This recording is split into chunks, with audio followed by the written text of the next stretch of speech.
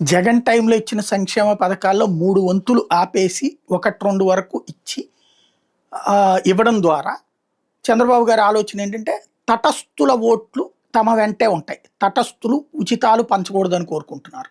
Number 1.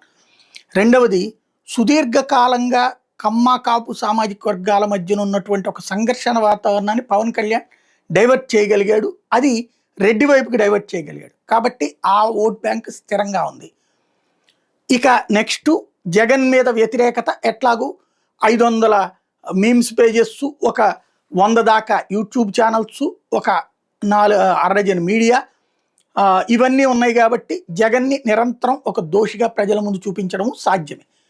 ఇవన్నిటి మధ్యన అయితే ప్రజా వ్యతిరేకత అంటే చేతుల్లో డబ్బులాడని పేదలు, చేతుల్లో డబ్బులు రన్నింగ్లో రాక ఇబ్బంది పడుతున్నటువంటి వ్యాపారులు, ఈ అసంతృప్తి ఇదంతా కూడా చిట్ట చివరి ఏడాది పరిష్కరించడం అన్నటువంటి బాబు గారి వ్యూహం ఒకటి అన్నది ప్రస్తుతం విదేశాల్లో ఉన్నటువంటి ఎన్ఆర్ఐ తెలుగుదేశం నాయకులు, కార్యకర్తలు, మిగతా వర్గాలతో చెప్తున్నటువంటి మాట ఏంటంటే ఖచ్చితంగా 15 సంవత్సరాలు చంద్రబాబు అధికారంలో ఉంటారు. దానికి పక్కా వ్యూహంతోనే ఉన్నారు. ఇప్పుడు ఈ 5 ఏళ్ళు ఇప్పటికే వైసీపీ చాలా వరకు డ్యామేజ్ అయిపోయింది. నెక్స్ట్ 5 ఏళ్ళ కూడా మళ్ళీ తెలుగుదేశం కూటమే గెలిస్తే కనుక వైసీపీ నుంచి యువతలకు వచ్చేస్తారు. అప్పుడు అందరూ కూడా ఆ ప్లేసు ఆటోమేటిక్గా బీజేపీనా జనసేన వాళ్ళిద్దరు కొట్టుకోవాలి, మాకు సంబంధం లేదు ఆక్యుపై చేసుకోవడానికి సంబంధించి. జరిగేది ఏంటయ్యా అంటే ఇప్పుడు ఇదే ఓట్లు ఇలాగే రప్పించుకోవాలంటే నెక్స్ట్ ఎలక్షన్స్ కంటే 2027 అట్లాగా లొకేషన్ సీఎం చేయడం ఉగాది టైంకి. ఆ టైంలో 2029లో ఇదే కూటమి అధికారంలోకి వస్తుంది. పవన్ కళ్యాణ్కి ఒక 2 సంవత్సరాల పాటు ముఖ్యమంత్రి పదవి ఇస్తాము అనేటటువంటిది అనౌన్స్ చేస్తాం.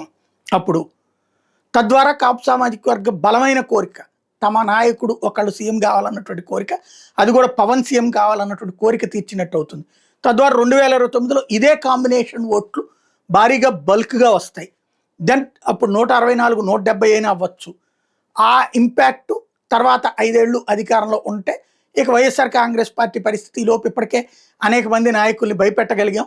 ఇక ఆ తర్వాత ఆ నాయకులు కూడా రారు. ఇప్పుడు కాంగ్రెస్ వాళ్ళు కనుక 3 టర్మ్లు వరుసపెట్టి ఓడిపోతే, ఫస్ట్ టర్మ్ ఓడిపోయినప్పుడు ఒకసారి డల్ అయిపోతే 2014 తర్వాత 19కి వచ్చేటప్పటికి ఇప్పుడు పాలనరాజు దగ్గర నుంచి చింతామోహన్ దగ్గర నుంచి అనేక మంది నాయకుల పరిస్థితి ఏమైపోయింది? పెద్ద పెద్దోళ్ళే, బడా బాబులే, హర్షవర్ధన్ దగ్గర నుంచి ఇట్టంటోళ్ళు. ఇప్పుడు ఎలా అయితే కాలగర్భంలో కలిసిపోయారో అట్లాగే వైసీపీ వాళ్ళు కాలగర్భంలో కలిసిపోతారు అన్నటువంటిది వీళ్ళ ప్రధానమైనటువంటి వ్యూహం అన్నదే ఇప్పుడు ప్రస్తుతం అంతర్జాతీయ సర్కిల్స్లో ఉన్నటువంటి వాళ్ళ ద్వారా వినబడుతున్నటువంటి మాట.